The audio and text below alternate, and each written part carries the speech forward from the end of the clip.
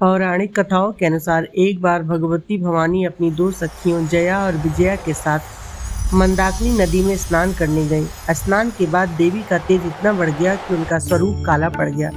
नदी से बाहर निकलने के बाद उनकी सखियां भूख से व्याकुल होने लगी। उन्होंने देवी से प्रार्थना की, हे माँ, हमें बहुत भूख लगी है, कृपया हमें भोजन प्रदान करें। देवी ने उनसे कुछ समय प्रतीक्षा करने को कहा, लेकिन कुछ देर बाद सखियों ने फिर वही करुण स्वर में निवेदन किया, माँ तो अपने बच्चों को तुरंत भोजन देती है, आप हमारी भूख शांत क्यों नहीं करती। अपनी सखियों की व्याकुलता और प्रेम पूर्वक हट देखकर करुणामयी माँ ने एक अद्भुत लीला रची। उन्होंने तत्काल अपने ही हाथ से अपना सिर काट दिया। सिर कटते ही उनके गर्दन से रक्त की 3 धाराएं फूटी।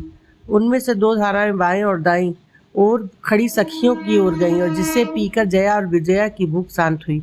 तीसरी और मध्य की धारा स्वयं देवी के कटे हुए सिर के मुख में गिरने लगी, जिससे वह स्वयं पीने लगी। इस तरह माँ ने अपनी सखियों की भूख मिटाने के लिए स्वयं का बलिदान दे दिया। यही कारण है कि उन्हें छिन्नमस्ता, कटे हुए सिर वाली माता कहा जाता है।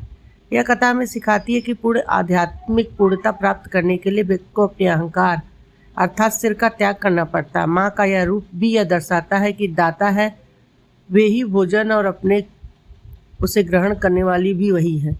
सारा ब्रह्मांड उन्हीं की ऊर्जा में संचालित और पोषित